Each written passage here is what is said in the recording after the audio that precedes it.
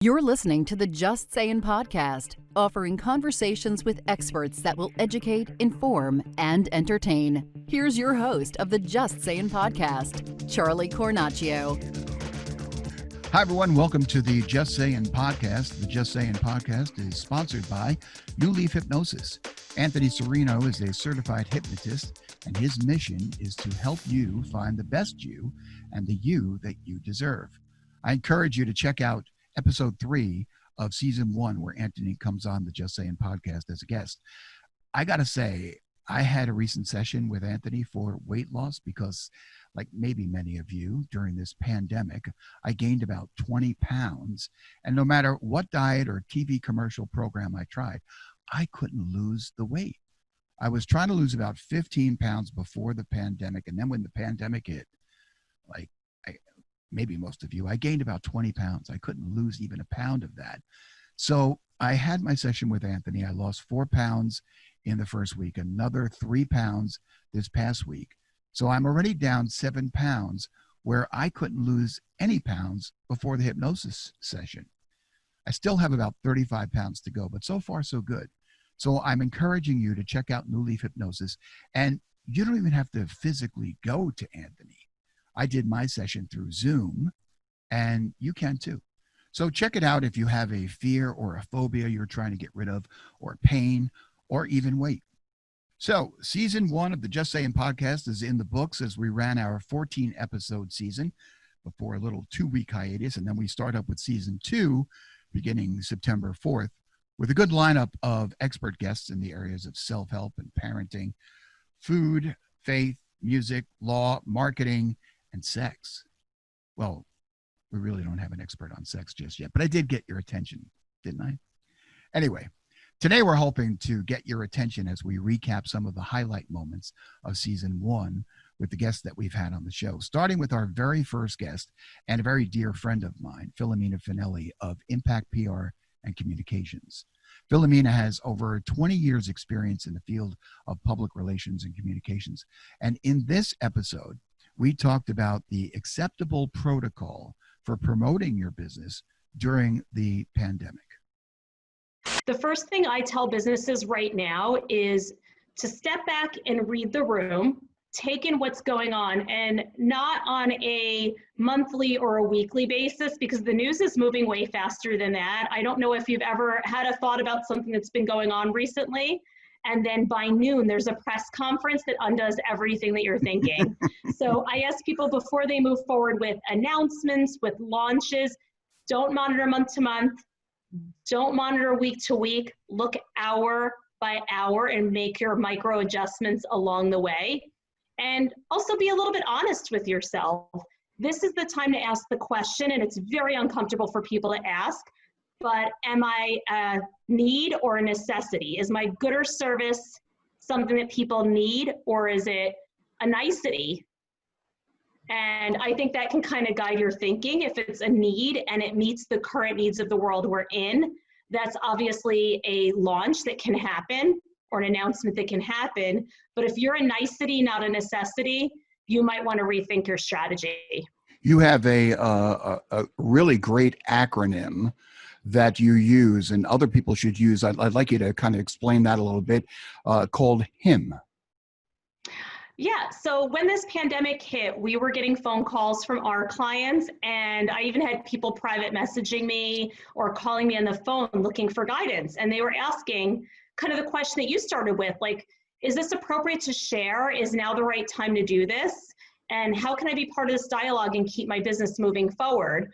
And I came up with this acronym. I actually invented it out of nowhere as a quick, memorable way to ask yourself the right question. And that question is this something I can share with him? Is this the right time to share it with him? And that stands for helpful, informative, and moving. And by that, I mean information that either helps solve the problems that we're having right this minute, or is information that people really need to know. It's critical. Maybe it's if it's safe to visit their mother in a nursing home, or where they can get those face masks that they need for their employees, or how to get access to PPP funds if you run a small business. those are things people need to know. That's the informative. And then my personal favorite are stories that are moving. You've been in the news business for a long time, Charlie, and you understand that people need to be moved emotionally for stories to really resonate with them. That's still happening in this pandemic, and hearing about how lives are improved, hearing things that give us hope, faith, and inspiration are really what's so needed and what the news craves right now. And ideally, the very best stories, the ones I like the most and that are a total green light, not even a green light, but put that pedal to the metal, are ones that hit all three buckets. They're helpful, informating, and moving, even in the world that you're looking around at right now. So great information right there from Filomena. And check out that episode because she has a great take on that Tiger King guy and why she feels he is a marketing example for business owners. The topic of our next episode was a midlife change in careers. How many people do you know who have worked in an industry for maybe 20 or 30 years and then all of a sudden decided that they were going to do a 180 and go completely different, unrelated field? Mark Bolger was a top-rated morning radio DJ for more than 30 years. But when he was let go from his last radio station, he was finding it hard to land in the perfect spot. He had some offers, but nothing that was really to his liking. And then by happenstance, he got into selling cars. And he's actually pretty good at it. But how many times have you recognized a voice and thought to yourself, hey, I know that voice? So I asked Mark if he ever gets that when he's talking to customers now. Yeah, that happens just about almost on a daily basis, really. Yeah. It was actually kind of weird to me because I had no idea that many people would know who I was. Yeah, well, I mean, listen, you've been in the area for so long, and on morning radio, those drives in the morning for people, you were kind of like the go-to guy for many radio listeners through the Hudson Valley. As a matter of fact, Jimmy Fallon, the host of The Tonight Show, used to listen to you when he was a kid in Saugerties. You were his go-to guy. Yeah, and he talked about you on one of the shows. He talked about me, and then he tweeted about me one time early last year. He tweeted about how he used to call Mark Bolger all the time, and then that got retweeted by Mark Ronson, who's the songwriter and producer that did the song with Bruno Mars, and they both have hundreds of millions of Twitter followers. So, needless to say, my little flip phone blew up a couple times during those two episodes. Yeah, well, let's we got that clip. So let's roll that. Let's take a look at it, and then when we come back on the other side, we'll talk about it. I hope it's a good one. What is this? I like this dude. What was he into? What was he? What did he like? He wanted to be a radio announcer. What what was your name? Would you be Johnny? I wanted to be Johnny Be Good. Johnny Be Good. Yeah, but some guy already took it. But he worked for the FM stations. But I was going to be more like this. We're coming up on 10 o'clock. It's 3. We got the Ronettes taking you to news time. We got Herman's right here. We got some. We're giving away some tickets right now. Everyone's going to be showing up to us. They're going to be at Kiel Auditorium next week. We had my DJs growing up. We had the Bulge and the Wolf. The Bulge? Yeah, I think they had those in front of their name. Yeah, I think his name was like Mark Bulger, and he called the himself Bulge. The Bulge, yeah, and it was the best. Any relation? Oh, there's the Bulge. You hear like explosions, and it was great. Like, so that's amazing. I mean, were you watching the show, or did you just hear about it from somebody? I was not. I wasn't watching it. I actually, the first thing in the morning, I was still on the radio at that time, and I got a text from my oldest daughter saying, "Dad, Jimmy Fallon was talking about you last night." So, I got a number of texts and calls after that, as you would imagine, throughout the day. That's the kind of impact Mark Bolger has had. Even Jimmy Fallon used to listen to The Bulge back in Mark's K104 days. And if you're in the market for a car, look up Mark at Hudson Cadillac Buick GMC. Don't just buy a car from any salesman. Buy a car that has a story you can tell. That you got a car from a guy who was talked about on The Tonight Show. Next up was our episode that I talked about of hypnotism with Anthony Serino. You may think to yourself that this hypnotism stuff is kind of weird. And truthfully, it really only works if you want it to. But as much as you may want to research and check out the hypnotist, Anthony Serino, checks out his potential clients before he works with them. Listen. I vet my clients as thoroughly as I want them to vet me. Hypnosis isn't for everybody. It really comes down to, one, you need to want the change, right? And you need to believe that hypnosis can facilitate it, right? I'm not, I'm busy enough and I respect myself enough not to argue with people anymore about it, right? Some people think it's weird. You know what? Sometimes it is weird. I'm a hypnotist. What do you expect, right? But it's also a lot of fun and it's empowering and it's a really profound experience that most people call life-changing. So I really think people need to make sure they're ready for the process as much as they're ready for the change. For a lot of people, the biggest fear that a person could have is public speaking, even bigger fear than drowning. So you would rather drown than have to speak in public for a lot of people. Yeah, I see a lot of people for public speaking just because the nature of being a small business owner. I'm in the small business community, so I attract a lot of those clients. What's cool is I don't want to take away from what I do, but it's a very easy thing to overcome through the hypnotic process. And we get some dramatic changes very quickly where you could have the ultimate stage fright and the next day you're feeling like a rock star. So, wow, that's pretty significant. Yeah. All right. So the website is newleafhypnosis.com if you want to check Anthony out there, and you'll see his story. He's got a nice picture of him and his beautiful fiance. Congratulations on that, by the way. Thank you. You look like a movie star in this photo. That was a flattering picture of me. No, I'm not saying you didn't look good, but you're a handsome guy. But you look. Before, when you were like 330 pounds, I could see you like as a background actor in The Sopranos. But now, you look like a leading man. This is great. Yeah. It feels good. My life has changed, and I'm not saying that to be dramatic. I'm doing this because of how much it changed my life. How about that?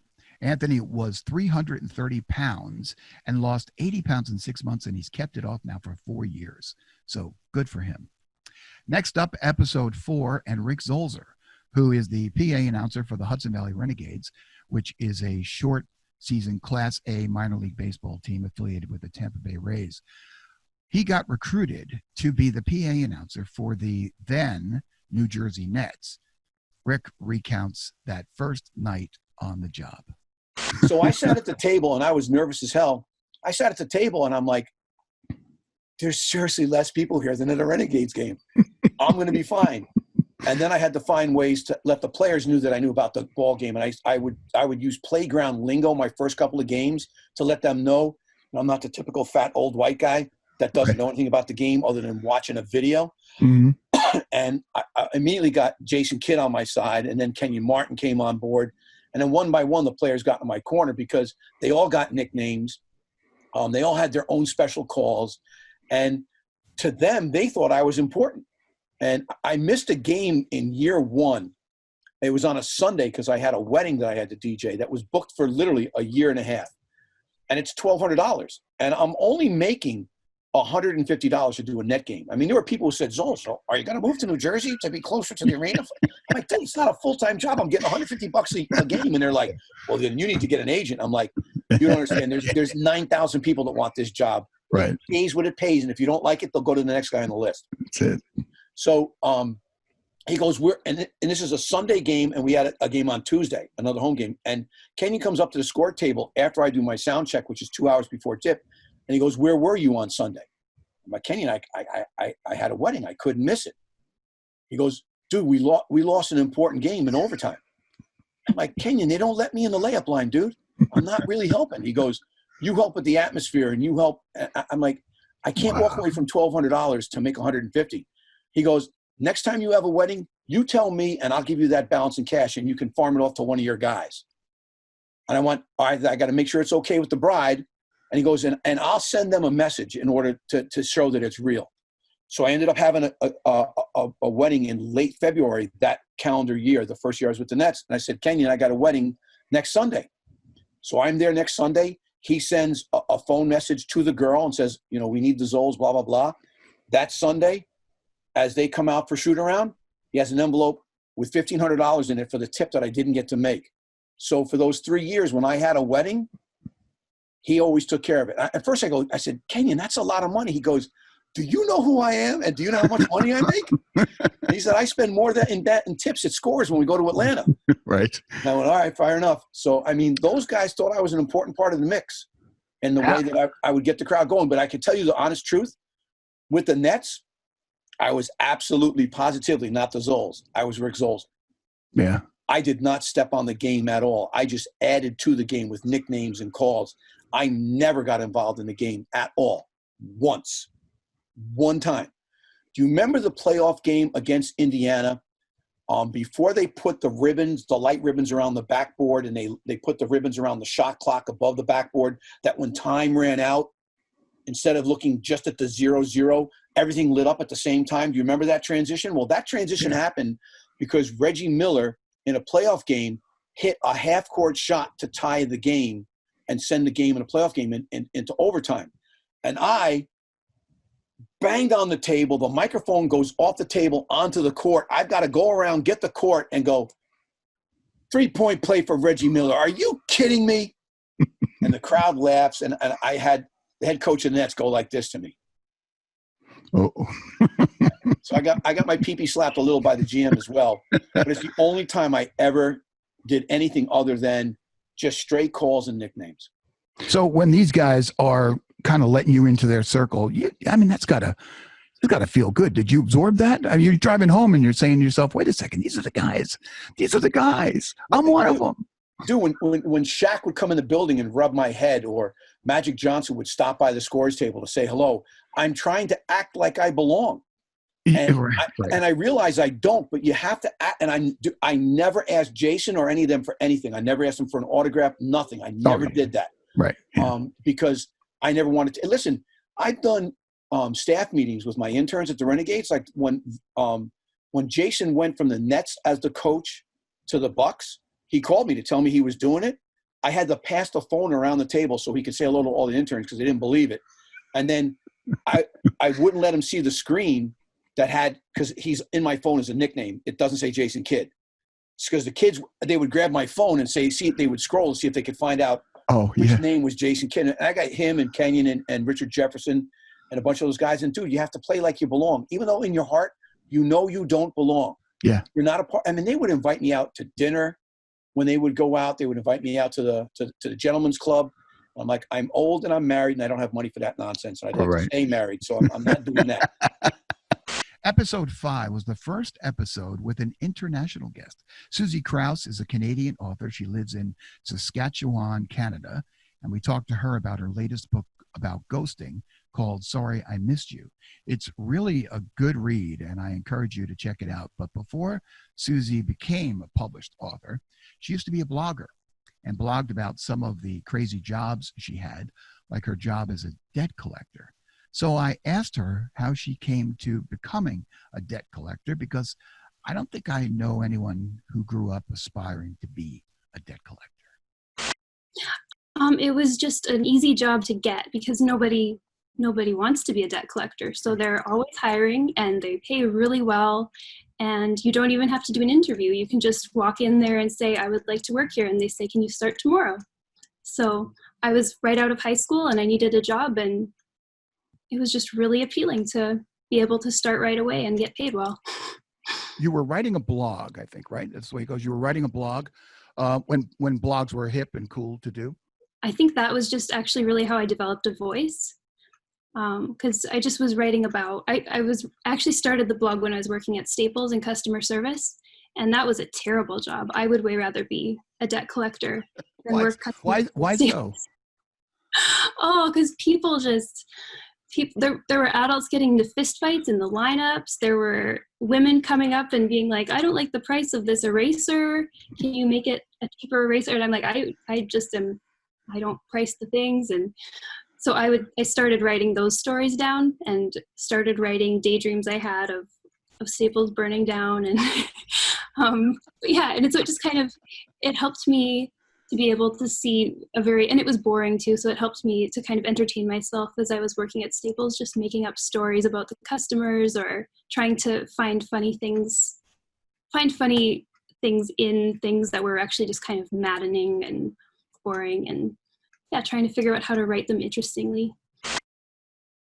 How many of us have had fantasies about a place where we worked burning to the ground? I know I haven't, but that's the creative mind of Suzy Krause. She also has another book out, her first publication, called Valencia and Valentine, about love, loss, and second chances. And she's currently working on her third novel. So with the pandemic hitting restaurant owners and the staff of the hospitality industry pretty hard, we went to a restaurant consultant and expert to talk about ways restaurants can continue to survive through the COVID-19 crisis. Janet Irrizary is an expert. We talked to her, and what we found out was that she feels now's the perfect time for restaurant owners to try and negotiate their lease. Landlords should be receptive. You know, they're watching the news, they're seeing what's going on. And the fact is that if you can't make it there, they're not going to be able to get someone else in. And if they do, it will be at a lower rent. So maybe, you know, the first thing is don't just not pay your rent if you're a restaurant owner. That's the wrong thing to do. You need to get ahead of the game, and you need to have an open, honest conversation with your landlord. There's several ways you can go about it. You can renegotiate the lease altogether. I've heard in some situations the landlord is using the security deposit. Some landlords are renegotiating with a percentage instead of a flat rent. So that's a little tricky because restaurant owners will need to open up their books and show what they were making previous to COVID, and then come up with a number for the percentage of business they're doing right now. If worse comes to worse and your landlord is not willing to work with you, I would get your lawyer involved, and there's probably provisions in the lease. So if an unforeseeable circumstance came up, this is one of those. Yeah. The condemnation provision, you've basically been condemned, your business, when it's closed. The government's closed you down, so you can't do business. So maybe the wording in the lease has something in your benefit. You know, what is the landlord saying? If the landlord is saying that you can use the space to serve food and now you can't, whose fault is that? It's not your fault. It's really not the landlord's fault because they've been shut down, but it's just a way of maybe diving a little deeper and seeing some options you have. And they're in a good spot right now to renegotiate, I would think, only because who's coming in behind them? You know, with the economy the way it is, restaurants the way it is, it's not going to be another restaurant. It's going to be years probably before they get that space rented again. So, you know, it goes in line with what this whole thing is all about, working together. Everybody working together to make it happen in a positive, most positive way that you can for everybody concerned. you have to work together because we'll all win. And that's what it's all about. It's all about an all-win situation. Those are the best negotiation results. And we are certainly pulling for that industry that's been hit so hard. In episode 8 of the Just Sayin podcast, we spoke with author Jerry Craft, one of only a handful of African-American syndicated cartoonists in the country. I met Jerry back in, I think it was 2011, when I was a New York City TV producer for a show called Neighborhood Journal. Back then, Jerry was producing a comic strip and a book series called Mama's Boys. But in 2019, he wrote a book called New Kid, which is based on his life growing up in Washington Heights and then going from a public school to a predominantly white private school. The book resonated with students trying to fit in and received a myriad of awards. I respect HarperCollins, my publisher, for giving me the chance and even thinking that that book could relate, because in all honesty, so like I said, I grew up, relating to Greg Brady, relating to this one, relating to that one. How many Black characters traditionally has the average, white man or woman related to? Right. Ever, there's no Harry Potter, there's no Wimpy Kid. And that's one of the big tragedies of the Cosby Show, because that was probably, in some people's way, the most relatable family. And now you may never see another episode of that on the air again for obvious reasons, Yep. which I understand. But that was kind of the benchmark of a show that you might be like, oh yeah, that was just an average American family, you know. So that was really what my dream was with doing New Kid. And even then I got rejected 5 or 6 times before finally finding a home with Harper. Mm-hmm. I'm like 72 hours away from my deadline of handing in the follow-up book to New Kid called Class Act. And if I can get it in by Monday, which I will, it will come out October 10th of this year. Okay. So when you get it, it will literally be right off the presses, like hot off the presses, as they say. I see. And then there will be a third New Kid book, which I don't have a title for yet.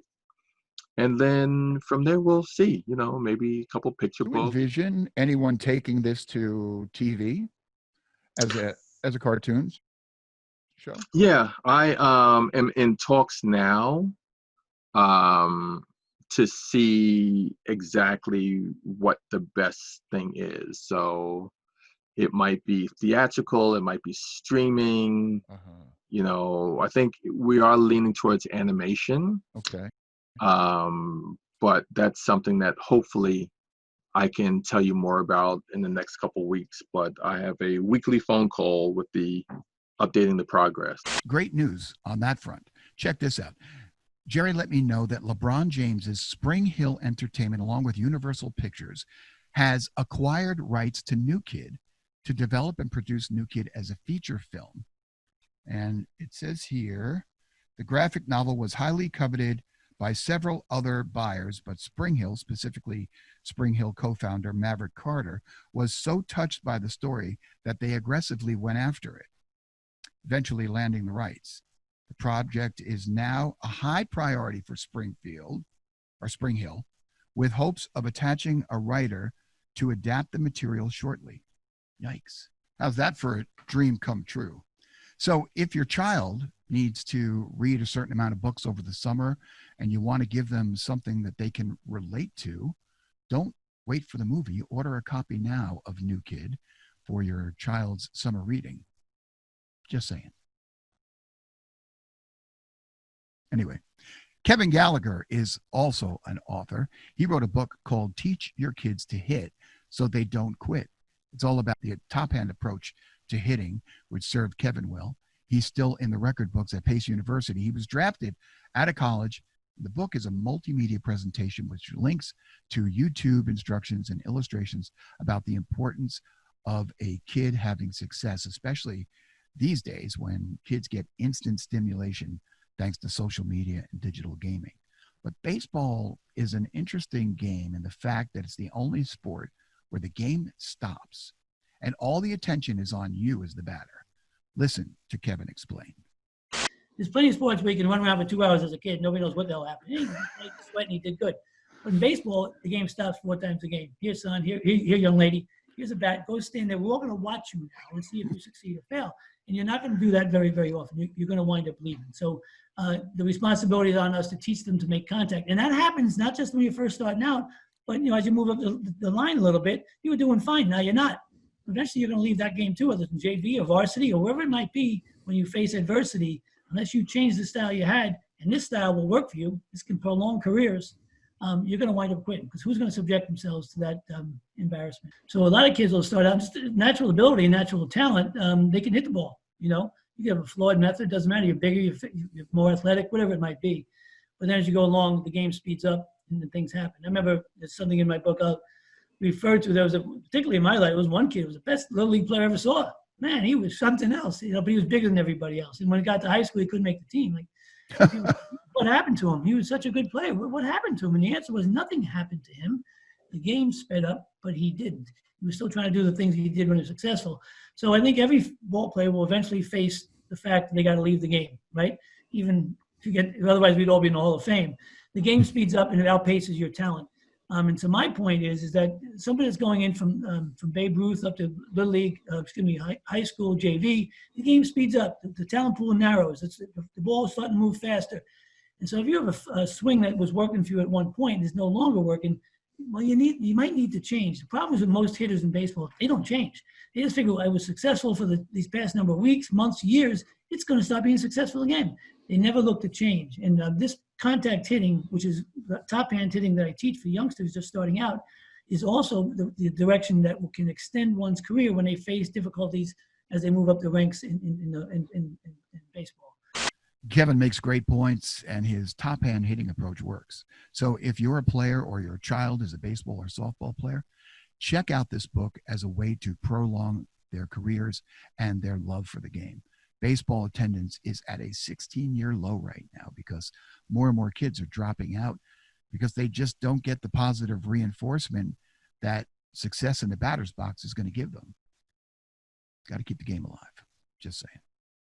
Anyway, in episodes 10 and 12, I talked about my adoption and what it was like to actually meet my birth mother. In fact, episode 10 got over 17,000 views on YouTube so far and thousands more on Facebook. But in episode 12, I talked with Chris Rudolph, who adopted a baby from Russia, and then split that podcast with an interview with my brother that I found, Michael. I always used to hear arguments taking place about somebody that my mother wanted to find as long as she lived. And at 9 or 10 years old, I had no idea what that meant. All I knew was that it was an argument. So I assumed, not knowing, being a child, it could have been a boyfriend. I have no idea. So time passed, and we'd have family gatherings, and my mother had 4 children that she raised at home. And every time, which was a rarity that the family would get together, she'd be emotional. She'd cry, and she'd hold these pink rosary beads. And, you know, it was kind of odd because here you are with your entire family. You should be happy. Why are you crying? And what we found out, as you know, later on, was that there was one brother missing. And she knew that from birth, and that was a major problem for her. So fast forward. I moved up to Hopewell Junction in December of 1980. I lived on a main road that was right off of my street was off of that road, as was yours, about 4 miles down the pike. My son played Pop Warner football. You filmed a number of his games. I ran into you at the Sons of Italy. I was the president. We were doing our annual donations, and we were giving an award to Cablevision. And you and Mike McCartney came. And after the meeting, I approached you and I said, "You look just like my brother, my younger brother, Robert." So that one thing led to another, and then we started to meet. We started to compare photos, and you looked a heck of a lot like Robert when you were young, like could be twins. And I wanted to approach my mother, but she had just had knee surgery and a knee replacement, and I wasn't too sure about that. And she was really, she had a lot of medication in her. She was not herself.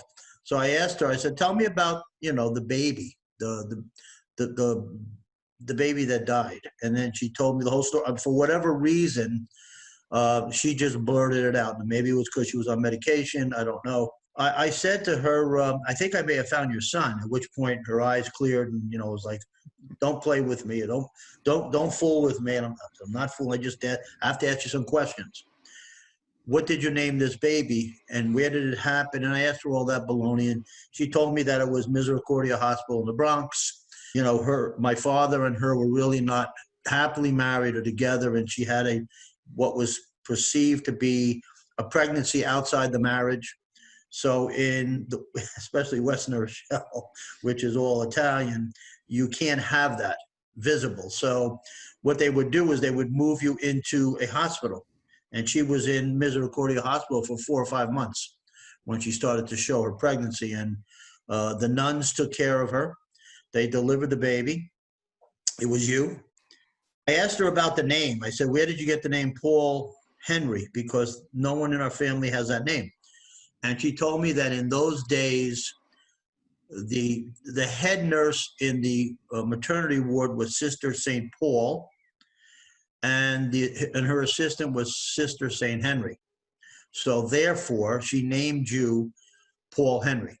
Right. And then when I told you that, I think that solidified everything, because it's like, well, here's a birth certificate, here's the year, here's the hospital. The baby's name was Paul Henry. The mother's name was Mary Cosentino. do we need more evidence? Right. And- But what happened was, after you told me that story, I called Miss Recordia, and I was completely open with them. And I said, I think that my birth mother may have found me, and I want to make sure. And we went through some, some things that they know as far as like code they used to use back in the day of if it was my mother or not based on the name. And they would take the first letter of the last name and create another name out of it. So it was Mary Cora, and that was on my record. So I said Mary Cora, and she said, yeah, you were born here. And so I said, well, I'm just trying to get information. Can you tell me who ran the ward? There was a sister who ran the ward. She said, oh, well, that would be Sister St. Paul. And I said, did she have an assistant? She said, oh, yeah, Sister Henry. And so that was pretty much the solidifying thing that then, when we got together, and I'll say this to the people who have been adopted and just don't know, and you never feel completely connected if you know that you were adopted, and the family could be great. Mine was everything, but in all the pictures you don't look like anybody, it's all that stuff. When we sat down and compared photographs at a McDonald's on Route 9 in Wappingers, it was the first time in my life that I had ever seen anyone who looked like me, to the point where we were pulling out photos and they were all taken around the same time period from birth, from the 50s and early 60s. It got to a point where we started to mix up whose pictures were whose because there were so many similarities. That was thrilling for me because I had never had that before. I showed the picture, and I'll show it again, of the five brothers together when we first met at your house. And I met the brothers. Coincidentally, everybody had a mustache at the time, which we looked like the Marx Brothers, right? Amazing stuff. Amazing story. Yeah, it is. And I have fun telling it, and I'm sure you do as well. And that's because of the similarities, the coincidences, and the ending, the way the ending turned out. It was so good. Go back, if you could, in your mind, and give us an appreciation of what you felt as a new mom. Well, it's funny. I think, most people would expect you to say, it was love at first sight. I was just overwhelmed. It was so beautiful. It was a moment of panic. You're like, oh, wow. Okay. And, I think it was like, okay, now what do? Suddenly you realize what you really don't know, which I think any new parents probably feel, but because when you're adopting, you're so in this forward motion of wanting to make it happen, you sometimes don't have time to think about, well, what's it going to be like when that second arrives? So it was definitely a moment of panic, but and then it was overwhelming love. She was just beautiful. We needed to form a relationship with her. She had been being raised by others for almost 6 months. So she didn't know us. We were strangers. We were probably a little scary. Maybe we still are. I don't know. But so we had to kind of develop a relationship with her. Give us how she's doing and how her life has been. She's doing great. She really is. She's, a typical, I guess, she's a 20-year-old now. She's in college. She's doing well. Went through all the typical milestones. There are times when she can be difficult, and times when she's like an angel. This is teenager. Yeah, I was going to say, she's 20, but I think she's still in that older adolescent period. But she's been doing really great, and she's just been a joy to have in our lives. So we've been very lucky. Amazing stories, and what a gift Eliza has been to both Chris and Dave, and what a gift God gave me, helping to arrange my circumstances that led to me meeting my birth mother. And if you don't know the full story, you can read my book entitled How I Met My Mother and the Four Brothers I Never Knew I Had. But quickly, what happened was, my brother Michael saw me on TV, thought the similarities to his younger brother Robert were uncanny. We met. I found out his last name was the same last name on my original birth certificate. He remembers his mother being pregnant when he was 5 years old, and then that baby never came home from the hospital. And as it turns out, that baby was this guy. It's an amazing story. Anyway, an amazing guy and talented musician is Vito Petroccitto, who you can see in Mark Ruffalo's HBO series called I Know This Much Is True. Vito talks about how that opportunity presented itself in his first meeting with Mark Ruffalo while in the middle of a bit of a stressful situation. This is an amazing thing. And this is how HBO worked in our Hudson Valley in the last couple of years.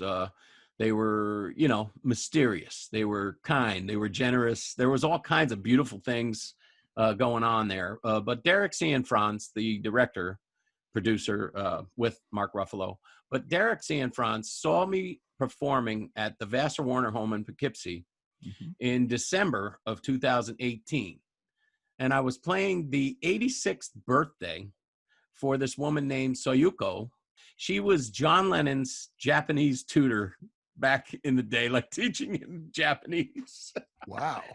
So, you know, who did they want for her birthday? It was Vito. So here I am playing. And I think it's because, you know, I would play Imagine like 3 times for her, you know. So, and on the very last song, the director went up to Soyuko and said, okay, Vito's got to leave now. You know, if you know, he's got one more song for you. What would you want it to be? And Soyuko just says, Imagine, you know. So Imagine one more time. So here's maybe the 4th take of that day. But what was different about that take and the first take that I did that day, like Imagine 4 times, the last one, it was the last song. It wasn't that she was leaving us anytime soon, but she is elderly, and it just got huge. The emotional situation that started to happen right there just between her and I mean, I'm like almost bawling, trying to play Imagine. She's right in front. We're just feeling this moment. And Derek Cianfrance is witness to this moment. So he's like looking at it, and I really believe, and he can correct me if we're wrong, I really thought that he saw that moment and created the scene that I would eventually play in I Know This Much Is True right on that spot, right? Really? I mean, I actually set up in the same spot. It was the same room when we eventually got to filming, and it was kind of the same situation. It was really, really a beautiful thing. And, you know, so they were there that night, that day in December of 18. Do you know what they were doing there? Were they scouting? They were actually scouting for locations and scouting other things as well.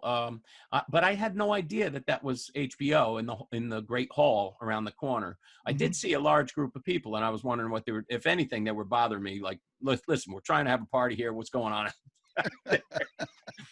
And so then, you know, the following year came, and Vassar Warner Home called me and said, hey, you know, HBO is looking for you. You know, do you mind if we give them your number? And I said, absolutely not. So they gave him the number.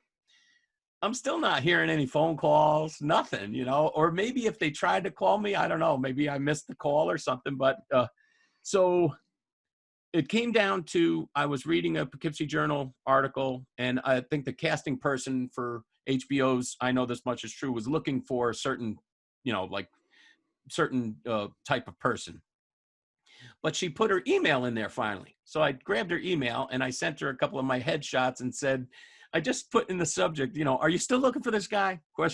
You know, and she responded immediately and said, oh my God, we've been looking for you. You know, we've been trying to. I was that guy. I wasn't Vito. I was that guy. You know, we need that guy, you know? So long story, even longer. She says, we need you next Wednesday and next Thursday, which would have been July 10 and 11 of 2019. We need you next Wednesday, Thursday. I said, I can be there Wednesday the whole day. But Thursday I got to leave by 5 p.m. Oh no, we got to have full commitment. I said, okay, then sorry, I can't help you. So it was done right then and there.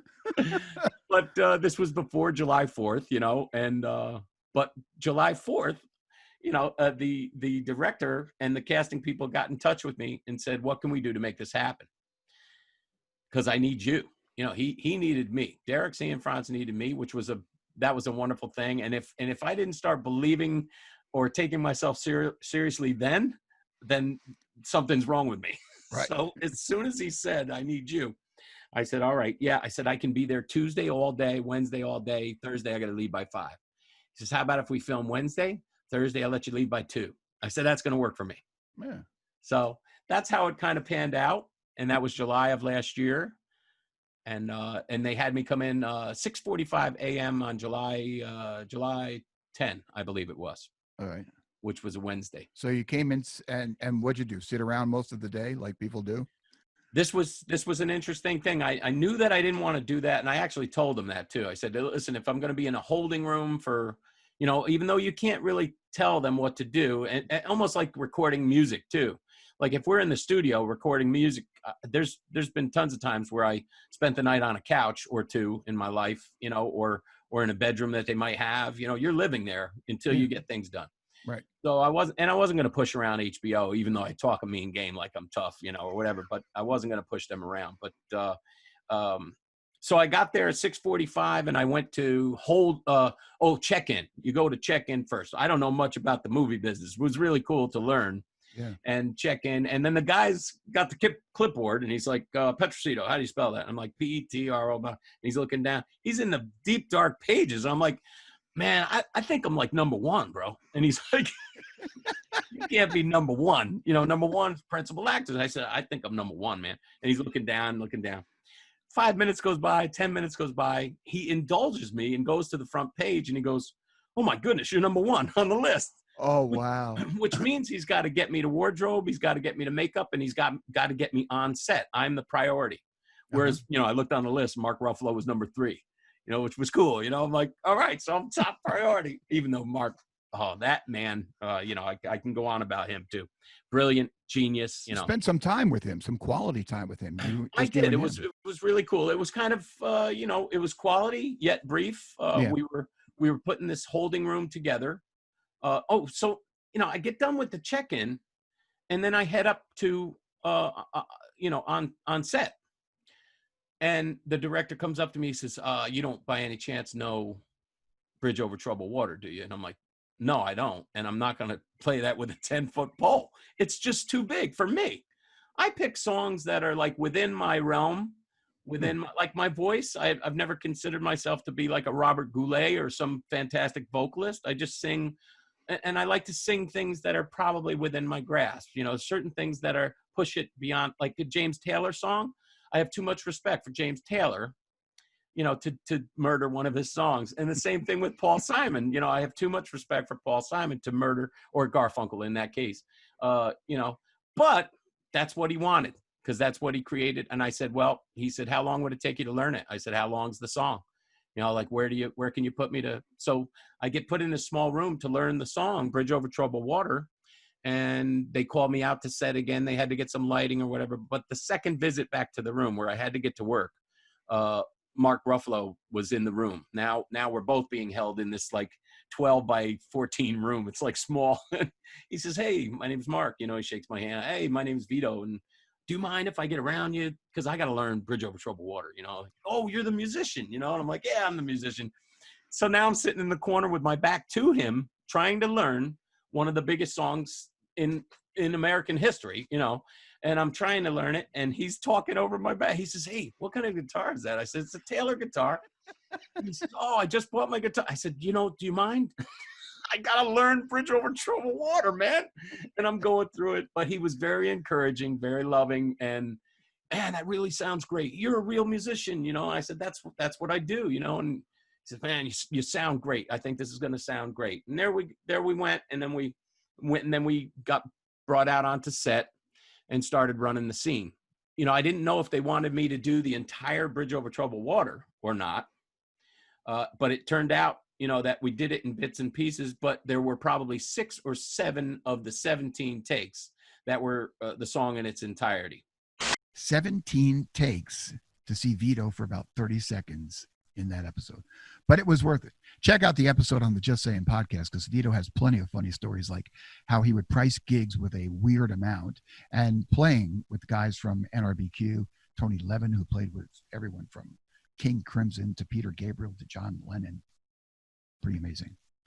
The final episode of the season is getting pretty much a lot of engagement by way of text and email from people dealing with the learning disability of dyslexia.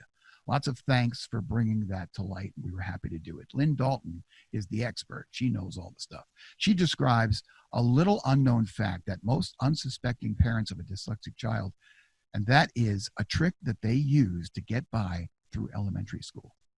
Typically, if a student with dyslexia has made it to high school without being red flagged and evaluated and diagnosed, it's because they're typically very bright and have a really good memory. So what they've done is they've memorized whole words. That their coping mechanism, if you will, was to just simply remember what a whole word looks like a picture.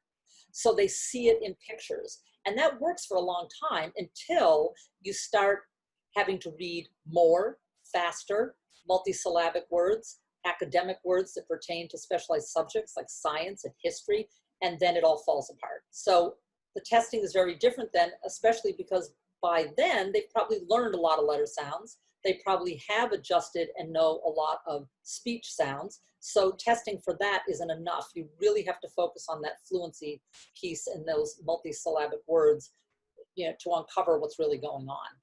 And that can cause a child or an adult to really waste valuable time where they could be getting serious help, but they disguise it so well enough at least to go undetected.